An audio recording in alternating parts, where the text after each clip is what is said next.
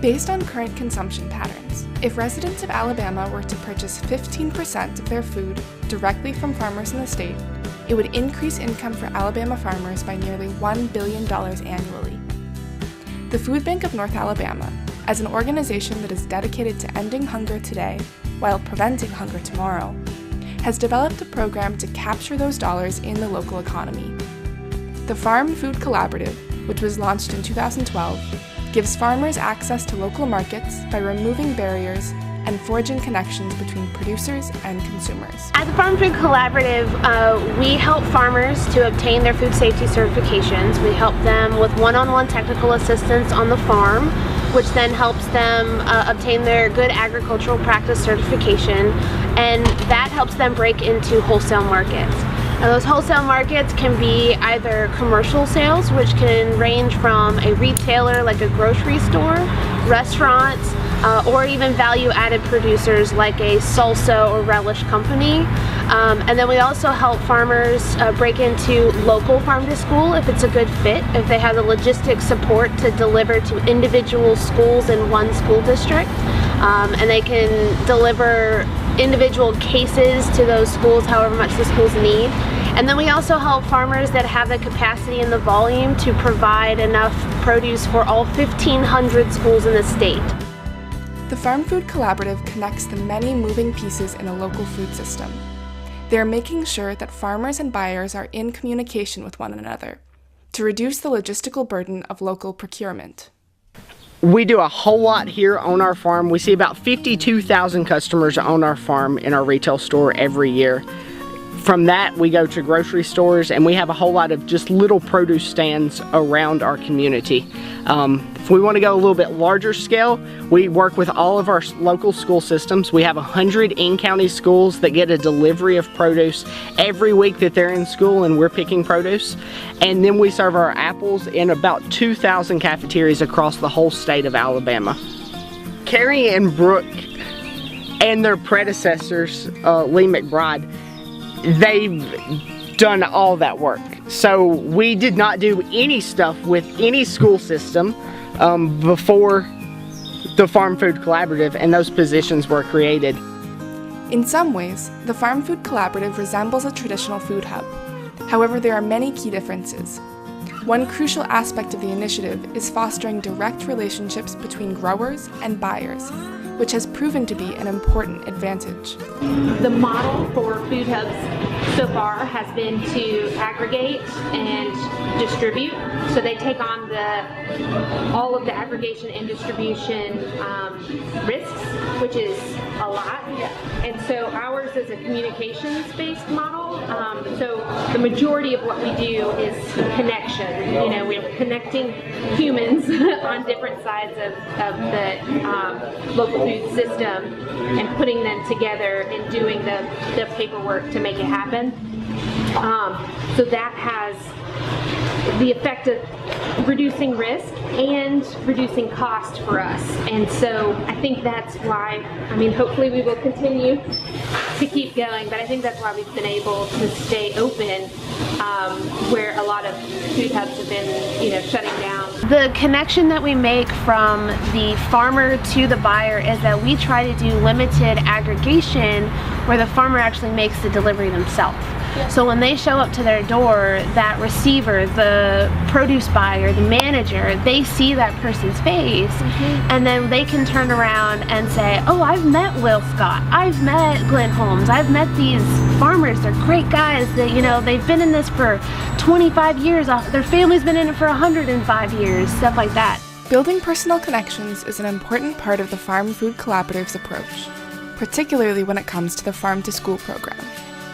This initiative was developed to help school cafeterias source healthier food options, and since then it has grown to include an array of food-based education. And we had a strawberry pilot testing where we tested some strawberries with some students in a school, and this one, bless his little heart, this one little middle schooler came up to us and said, I didn't know strawberries grew on a plant. And we're like, well, where did you think they came from? And he was like, well, a factory, like where Cheetos are made. And so to make that connection, like Farmer Brown, literally Farmer Brown, is your farmer. You know, he grew these just for you to enjoy right down the street in Hazel Green. And it was really cool to make that connection. And it's gonna take a lot of time, a lot of switching consumer consciousness, but being able to connect a person to a person is a really big impact on that change. The USDA began funding farm-to-school programs in the late 1990s. However, even before their involvement, select local farmers and school districts had been working to get local produce into school cafeterias. One of those early innovators is now working with the Farm Food Collaborative to ensure that farm-to-school continues to serve the needs of small farmers. We started farm-to-school in '95. We were the first group in the country to do farm-to-school. The information that was derived from farm-to-school derived from what we did here. And so farm-to-school then was sort of, we had to learn as we go and sort of direct the food directors on how to do farm-to-school. But since then, USDA and other agencies have really got into it, and they got a national farm-to-school division. Most each state got their own farm-to-school coordinator, and so it made it a lot easier, and in some cases it made it a little more complex because now the food directors sometimes getting different sets of information, and it makes it a challenge for them to figure out how to go about doing farm-to-school. When speaking with Glenn, who has been involved in farm-to-school for over 25 years, it was remarkable to hear how the program has evolved. The development of farm-to-school from a district-by-district basis to a nationally funded program is a huge achievement. However, with that success comes new sets of challenges for small farmers involved in the program. I would like to see USDA, maybe Ag Marketing Service and the rural development take more of a micro role in facilitating some of the infrastructure that small farmers need. And I think that would help speed the process up, because most states are pushing their farm-to-school program through commercial farmers, even the produce providers.